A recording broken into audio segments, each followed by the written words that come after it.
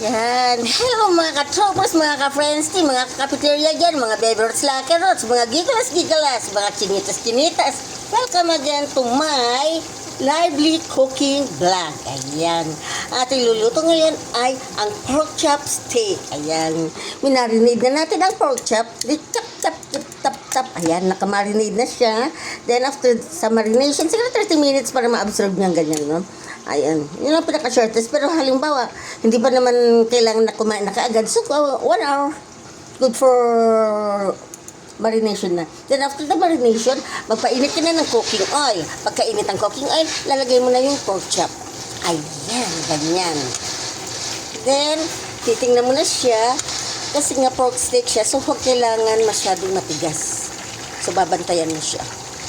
Babantayan mo yung kanyang para hindi siya masurog. Ayan, babaliktarin mo lang, babaliktarin. Then kung parang nahihinaan ka, lakasan mo yung apoy. Kaso yun nga lang, ingat ka kasi ang ganito yung nababad sa soy sauce ay matilamsik siya. So ingat lang. Nababagalan nga ako eh. Kasi alam niya na, gusto ko na kayong maka-chummy, ngayon maka-banding, ayan. Pero magluluto lang kasi muna ako ng pork chop steak para sa aking cooking vlog. Ayan. Alam ko hindi nyo naman pinupunta ng aking YouTube channel eh. Pero okay lang, basta ako gumagawa pa rin ng aking vlog about cooking. Okay, wait for the next step. Ang medyo tinotos ko kasi dito is yung part of the fats. Ayun yung part of fats. Itotos ko siya para talagang makain siya ng hindi ka mauuta. Like that. Hindi ka, what you call that? Magsasawa. How do you call that? No, yung kumakain ka ng taba. Then I think this is okay now. So, ayan. Okay na siya. Hanguin na natin one by one. Kasi nasa home lang naman tayo. So, I didn't prepare any paper cloth. Ayan, nabulol si Madam Prodigal Vlogger. Ayan. Hindi ako nag-prepare ng paper cloth para mag-absorb ng cooking oil. Kasi tataktak na lang. Kasi pag nasa bahay ka lang, kahit ano namang style ng pagluluto eh. Ayun. Nang walang nakakapansin. It's a cooking. Ayan.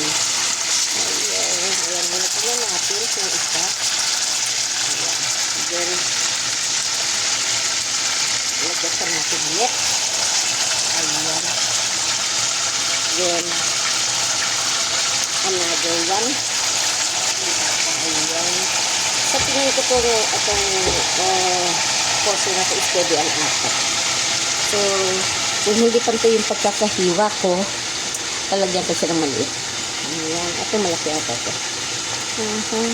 Ayun. Ito yung maliit siya. So, ayan. Ayan na. So, nagkasya yung 1, 2, 3, 4. Kasya ng apat.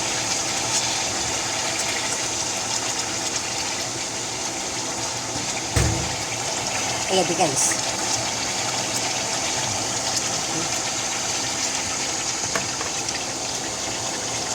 So, habang inaantay natin to, na mapirito sila, prepare naman natin yung toppings din. Yung onion rings. Ito, prepare natin ngayon tong onion rings. Ayan. Prepare na natin yung toppings na onion rings. Natawag natin siyang onion rings kasi in-slice natin siya ng paring. Ayan.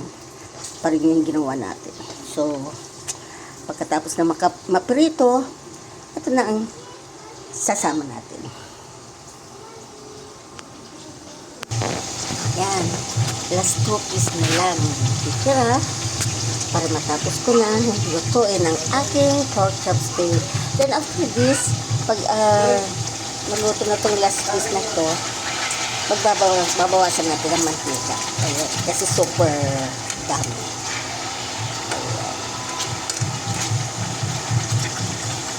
Tapos yung tatanggalin natin rice tuloy na cooking oil, pwede natin siyang pangsangag. Kasi may lasa na yung cooking oil, masarap na siya. Masarap na sa sinangag. Diba? Or purpose. Ayan.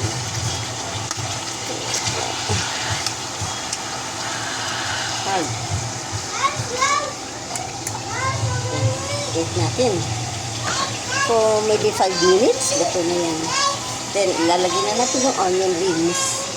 Basta, watch nyo na lang ang aking pagluluto ng pork chop steak. Guys, tapos na mapirito. So, bawasan natin na ng mantika. Ayan. Bawasan na natin. Ay, bago.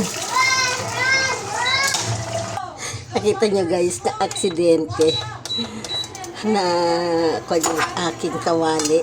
Pagsalin ko ng mantika. Buti ka yung sa akin pumunta. Kung hindi, nakulap mo sa akin. At ang kabutihan ng unedited kasi alam nyo na. Ngayon, katapos natin iprito, balik natin yun siya. Ayan. Pabalik natin siya kasi lalagay natin yung marination. Ayan, pinag-marinate ka. Lagyan natin ng kaunting tubig. Yan na naman. Oh, pakamesi ko ngayon na. Ayan. So, yan. Tayo lang natin kumulo kaunti. Pakukuluin natin. Saka natin lalagay yung onions. Para meron siyang konting salsa. Para hindi dry na dry.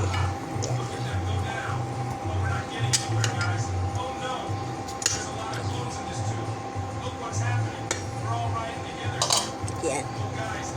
Yan guys.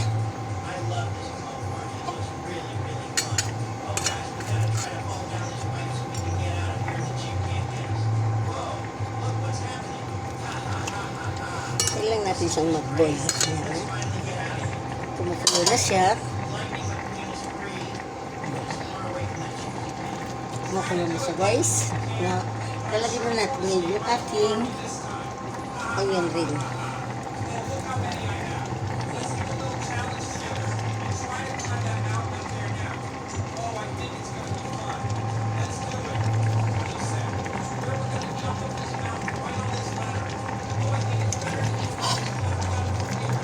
Then,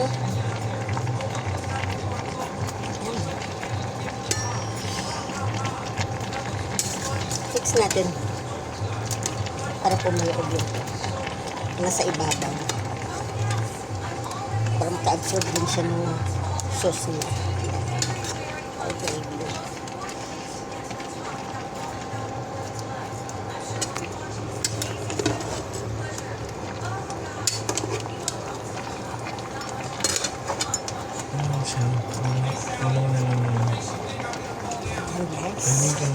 Here. Ayan. Then, after this, takpan natin para maluto lang yung onion sa okay na siya. Yan na. Bubay na siya. Hinaan natin. Ayan. Hinaan natin para hindi siya matulutan. Then, lalagyan na natin siya ng kalamansi. Then, after that, hanguin na natin. Then, guys, ngayon, lagyan na natin siya ng kalamansi. Ayan. Ha?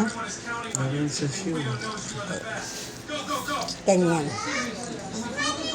Depende sa gusto mong asim na timpla. Kung gusto mo nang talagang nalalasahan mo yung maasim na kalamansi, damanhan mo ilalagay mo. Ayan, dahil kami dito mahilig sa maasim. Ayun. So, ang ilalagay ko is 5 na kalamansi. Lasang-lasa na yung kalamansi mo. Ayan. Yung buto, matatanggal lang yan. Gagamitan lang yan tinidor. Okay guys, ayan lang yan. So now, this is my pork chop steak. Ganyan ang aking pork chop steak. Ganyan ang aking style. Ayan. Kung gusto niyo gayahin, panoorin niyo lang, makikita niyo na paano. Masarap siya guys. Try niyo. Thanks for watching. God bless you all.